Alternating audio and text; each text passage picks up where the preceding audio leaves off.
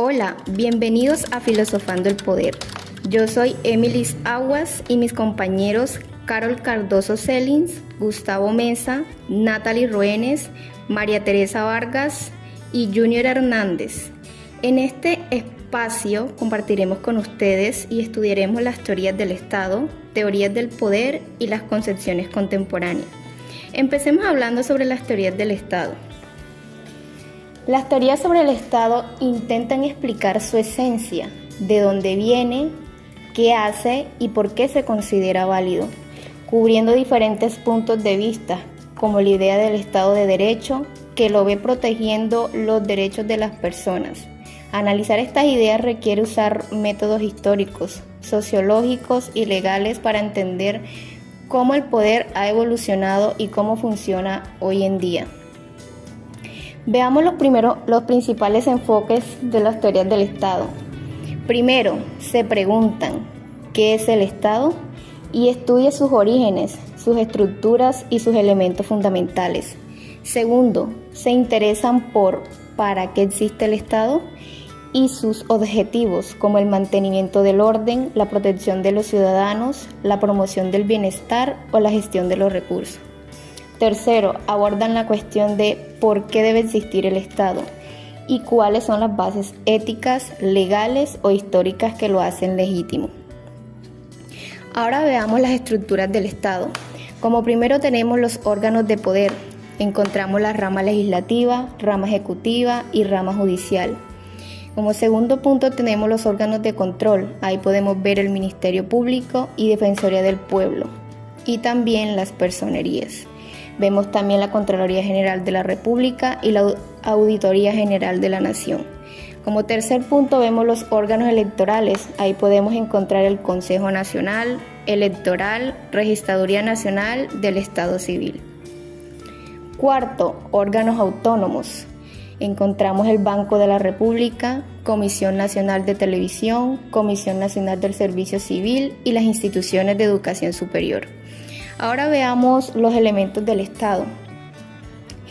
Según la mayoría de las teorías, el Estado se compone de 4 elementos básicos: poder público o gobierno, que son las instituciones que ejercen la autoridad política; nación o pueblo, que es la población que vive bajo ese poder; territorio, es el espacio geográfico sobre el cual se ejerce la soberanía; y soberanía, que es el reconocimiento internacional y la capacidad de autogobernarse. Hablaré sobre cuáles son las teorías del Estado. La primera teoría sería teoría naturalista. Es el estado de algo natural y previo al ser humano. El ser humano solo tiene sentido dentro del Estado. Es decir, el ser humano está al servicio del Estado. El ser humano es por naturaleza social. Según Aristóteles, la naturaleza es la fuente de todo cambio y movimiento que ocurre en un ser desde sí mismo, no por causas externas. Aristóteles creía que no había azar puro, sino que todo proceso se orienta hacia un fin, lo que implica un orden racional en el universo. Este también dice que la teoría naturalista es una visión teológica y empírica de la naturaleza, donde todo ser está en movimiento hacia la actualización de su fuente inherente, un fin que es el más importante en su explicación del mundo. Según Tomás de Aquino, sostiene que existe un orden moral, racional, inherente a la naturaleza humana, descubierto por la razón práctica. En la filosofía de Aquino, todo tiene una función y un fin para los seres humanos.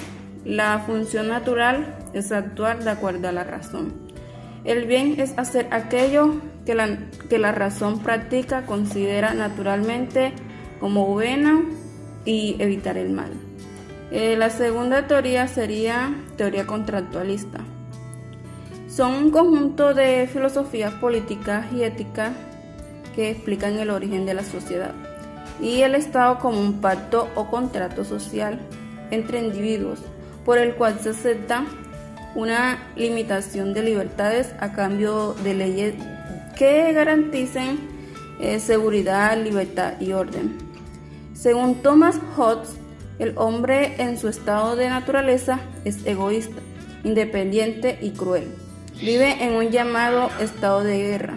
caracterizado por la multitud de sus conflictos, guerras de todos contra todos. Según John Locke, el estado de la naturaleza tiene leyes naturales y derechos individuales, tales como la existencia, el albedrío y la posesión de bienes. El contrato social emerge con el fin de salvaguardar estos derechos con mayor eficacia, consolidando así la tendencia privada. Según George Rousseau, la aparición de la propiedad privada y la desigualdad empujó a la gente a crear una sociedad. El contrato social intenta forjar un deseo común donde cada persona se someta a esta voluntad colectiva, dejando atrás su individualismo propio o cambio de libertad civil. Otra teoría del Estado que estudiaremos es la teoría marxista, la cual sostiene que el Estado surge históricamente cuando aparecen las clases sociales, producto de la división del trabajo y la propiedad privada. Su principal característica es mantener el orden social que favorece a la clase dominante. Según Karl Marx, el Estado es un producto histórico que no es natural y que surge a partir de la división de clases sociales. También sostiene que el Estado es un instrumento político y coercitivo que garantiza el poder de la clase dominante, reprimiendo a las clases subordinadas por medio de la dominación. Ahora hablemos de la teoría del materialismo dialéctico, la cual es una corriente filosófica del marxismo y sostiene que el Estado es un fenómeno histórico material y es producto de las condiciones materiales de vida, no de la voluntad ni de un contrato social. Desde la teoría del materialismo dialéctico, el Estado es una superestructura surgida de las condiciones materiales y de la lucha de clases. No es neutral, sino un instrumento de dominación y está destinado a desaparecer cuando se superen las contradicciones sociales que le dieron origen. Hablemos ahora sobre las teorías del poder. Estas teorías se centran en definir el poder como la capacidad de influir o como una relación de dominación y autoridad entre individuos o grupos. Es decir, las teorías del poder lo que buscan es explicar de dónde provienen, cómo se ejercen y qué efectos tienen sobre la sociedad. Existen teorías sobre el poder. Existe la teoría elitista. Esta teoría sostiene que el poder político y social se encuentra permanentemente concentrado en una minoría organizada, que es conocida como la élite, mientras que la mayoría, referida como las masas, desempeñan un papel pasivo y restringido en el proceso de toma de decisiones. Según Gaetano Mosca, quien habla de la clase política, una minoría que gobierna sobre una mayoría. Según Robert Michels, toda organización, incluso democrática, termina dominada por pocos líderes. Otra teoría que hace parte de estas teorías del poder es la pluralista. La teoría pluralista nos habla de que el poder no está centrado en una sola élite, sino que está distribuido en diferentes grupos sociales, económicos y políticos. Y ahora hablaremos de la teoría clasista. Esta sostiene que la posición socioeconómica de un individuo es el principal factor determinante de su capacidad para ejercer influencia y control sobre la sociedad.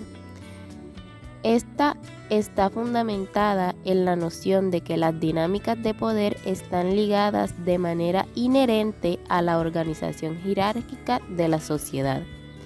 En este esquema, los grupos más adinerados aprovechan su disponibilidad de bienes y capital para perpetuar su predominancia, al tiempo que los grupos con menores recursos se topan con escollos y restricciones al intentar ejercer el poder. Esta teoría está influenciada por el marxismo y analiza cómo las relaciones económicas y la estructura de clases determinan la distribución del poder y la desigualdad social. Según Karl Marx y Friedrich Engels, El poder político es un instrumento de la clase dominante para mantener su control sobre los medios de producción. Para ellos, el poder está intrínsecamente ligado a la lucha de clases y a la posesión de los medios de producción. La clase que controla la economía, la burguesía, tiene el poder de avasallar a la clase obrera, el proletariado, utilizando el poder para mantener su dominio. Según Antonio Gramsci, la clase dominante no solo ejerce un poder coercitivo, sino que también conquista el consentimiento de las clases subordinadas a través de instituciones culturales, políticas e ideológicas, haciendo que sus intereses parezcan los intereses de toda la sociedad. Teoría moderna. La teoría moderna se aleja de visiones tradicionales que lo reducían a la coacción, la soberanía o el dominio de unos sobre otros. Por el contrario, lo entiende como un fenómeno multidimensional, es decir, no se reduce a la política o al Estado, sino que también opera en la economía, la cultura, la educación, los medios de comunicación y hasta las relaciones cotidianas. Según Michel Foucault, el poder no es una propiedad, sino una estrategia y se ejerce en prácticas concretas. Además, sostiene que el poder no es solo represión y soberanía, sino que es una red de relaciones sociales, productivas y difusas que atraviesan los cuerpos, los saberes y la vida misma. Según Max Weber, el poder se entiende dentro de un marco de legitimidad y no solo de coerción. Y para finalizar tenemos las concesiones del Estado contemporáneo. Estas concesiones contemporáneas del Estado destacan su rol como un conjunto de instituciones y vínculos sociales que mandan sobre un territorio y su gente, valiéndose a la potestad exclusiva sobre el uso justificado de la fuerza y la creación de reglas que todos deben acatar. Estas perspectivas destacan la importancia de la soberanía, la legitimidad a través del Estado de Derecho y la representación ciudadana, aunque a su vez también reconoce las tensiones actuales entre la unificación económica mundial y la división causada por movimientos subestatales.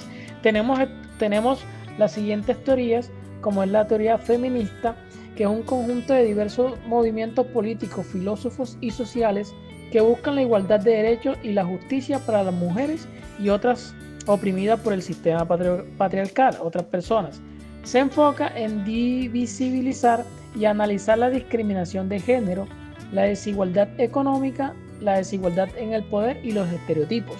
¿Cuáles son los principales objetivos y características de esta teoría? Igualdad de derechos, visibilidad de la opresión, crítica al sistema patriarcal y como finalidad que esto no es una guerra de sexo. Tenemos la teoría ecológica, la cual postula que el desarrollo humano está influenciado por múltiples sistemas ambientales interconectados y anidados, desde el entorno inmediato como un microsistema hasta las estructuras sociales y culturales más amplias que sería el macrosistema, incluyendo el tiempo como cronosistema. Esta teoría examina cómo los diferentes niveles de entorno interactúan para moldear el comportamiento, el desarrollo cognitivo, moral y social de un individuo a lo largo de la vida. Otra teoría es el neocontractualismo, que es una corriente de pensamiento político-jurídico contemporáneo que adapta y reformula las ideas clásicas del contractualismo, siendo su representante principal John Rawls. Esta postura ética se enfoca en la formulación de principios universales de justicia a través de un contrato hipotético entre individuos libres e iguales y se opone a otras corrientes liberales como el utilitarismo. Y para finalizar tenemos el comunitarismo, Es una corriente filosófica y política que enfatiza la importancia de la comunidad en la formación de la identidad y los valores del individuo, en contraste con el enfoque liberal del individualismo. Sostiene que la identidad y personalidad de una persona se desarrolla a través de sus relaciones y permanencia a una comunidad,